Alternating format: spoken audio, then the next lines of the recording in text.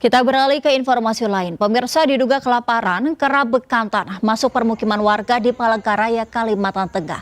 Karena sulit ditangkap, binatang dilindungi itu harus dilumpuhkan petugas dengan senapan obat bius. Apakah ada kebijakan yang diterapkan untuk melindungi keanekaragaman hewan, Pak? Melindungi keanekaragaman hewan. Itu tadi kembali ke regulasi tadi, undang-undangan atau peraturan menteri kehutanan atau peraturan wali kota bupati atau peraturan gubernur, itu paling tidak sebagai dasar untuk mengingatkan masyarakat supaya dia tidak memburu hewan-hewan yang dilindungi. Jadi aturan-aturan itu yang dibuat jelas dan tegas. Misalnya hukumnya seperti ini, kalau misalnya dia membunuh hewan atau menangkap hewan atau memperjualkan hewan, menjual-belikan, itu yang dituangkan di dalam bentuk undang-undang atau peraturan daerah. Menurut kalian bagaimana cara menjaga keanekaragaman hewan? Menjaga keanekaragaman hewan. Dimana kalau di alam bebas itu ya sebebas-bebas dia kan. Intinya jangan ada yang memburu mereka. Kalau yang di alam bebas tidak ada yang, kalau ada yang suka mengoleksi hewan, dia berburu, bisa ditangkap dalam keadaan hidup, bisa juga ditangkap dalam keadaan mati. Yang kayak terguling, menjadi tuan terlindungi, tapi banyak yang berburu itu dia harus dapat, kalau misalnya dapat hidup biar dia, tapi kalau dapatnya mati dia kulit dibuang dagingnya, terus diisi kapas, diawetkan, dikasih kaca itu jadi pajangan. Banyak yang seperti itu. Jadi paling tidak ya untuk menjadikan keanekaragaman hewan itu tetap terjaga ya. Tapi kadang-kadang ya dilanggar juga lah. Kita bikinkan regulasi atau aturan-aturan baik dari kementerian sampai ke tingkat kabupaten, kota, dibikinkan aturan jangan ada yang berlebihan. Tapi itu masalah, ada saja yang melanggar. Mungkin itu aja yang paling tidak bisa dibikin karena surat apa tadi undang-undangnya lah paling tidak. Tapi undang-undang sudah ada, dilarang berburu, dilarang macam-macam sudah, tetap aja.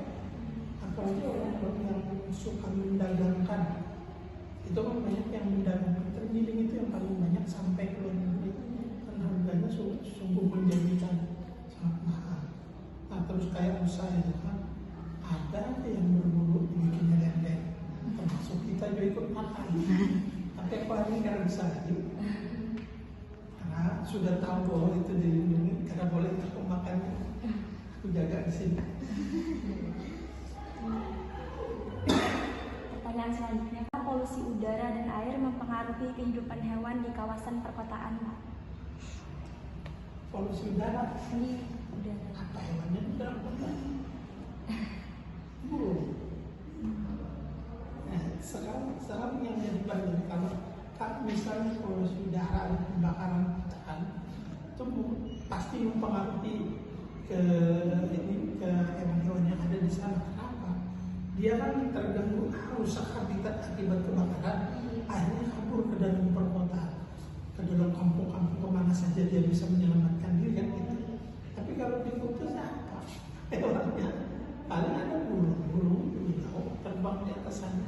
Nah kalau dulu aku masih di sana, memang banyak burung yang terganggu akibat terbakarnya hutan itu, sampai dia tidak bisa terbang tinggi, jalan kaki dia lagi di tanah ini kayak burung beo, terus burung di kalteng itu burung tingah yang jambulnya besar itu.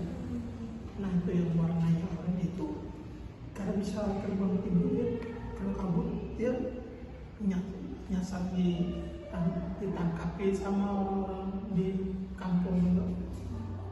Kan aneh jadinya. Nah tapi kalau di kota sekarang aku balik aja ada yang kira hewan yang perlu di ya bukan di kota aja. kita buktinya di Banjar ini aja paling ada kucing di jalan sama anjing kan. Yang bertugas di sini apakah pernah terjadi penurunan populasi? Terima kasih Mas Ajis. Gimana Mas? Untuk populasi yang jumlah malah bertambah semuanya nih. atau gimana? Khusus monyet atau satu apa? Monyet. Satwa yang di sini monyet. Satu utamanya monyet. Selain monyet yang ekor panjang ini ada bekantan. Ada jembatan, Ada jenis mamalia lainnya, bajing, sejenis yang tupai gitu.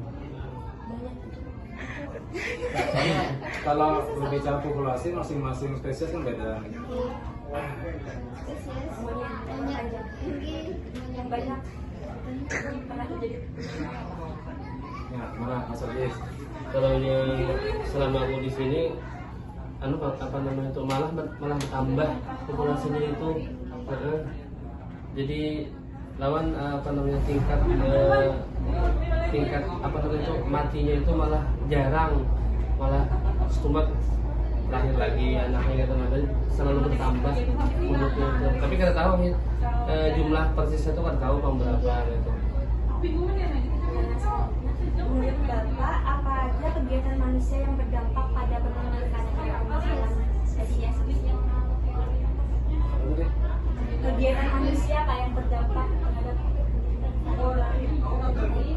Kegiatan manusia yang masalah ini Di Taiwan kan ada beberapa kegiatan ya, sebenarnya tidak boleh ada aktivitas tidak boleh ada aktivitas manusia di kawasan. masuk dalam kawasan tanpa izin.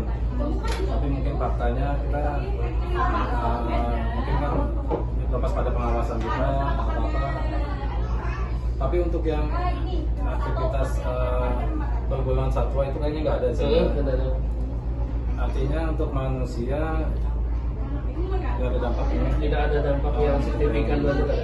Khususnya untuk yang monyet Untuk monyet yang panjang. Apalagi kan semua sudah tahu aja di sini tempat wisata juga, tempat konservasi juga. Jadi untuk yang penangkapan segala macam itu nggak ada di sini. Menurut Bapak, bagaimana cara menjaga spesies hewan di sini?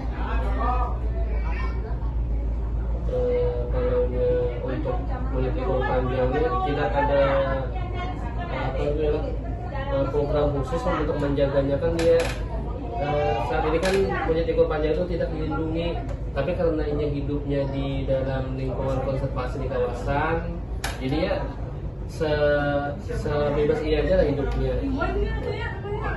Tapi kita pada kali misalnya ada satuan yang sakit, biasa ada petugas medis. Ada.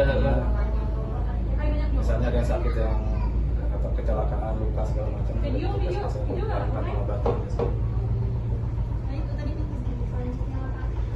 Apakah polusi udara dan air mempengaruhi kehidupan hewan di kawasan ini? Kalau itu mungkin butuh ini ya, butuh riset khusus biasanya.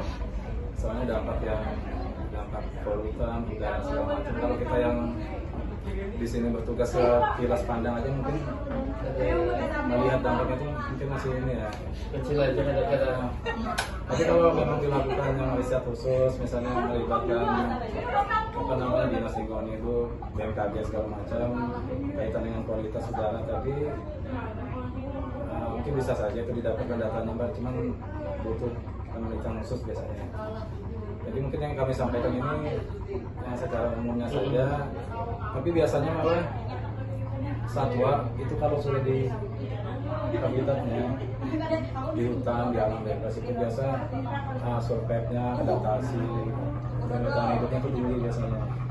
Walaupun satwa ini, misalnya yang sudah kita tangkap ya, satwa ini dalam kondisi yang stres, sakit, tapi pada saat kita lepaskan ke habitatnya, alam itu cepat sekali pulih.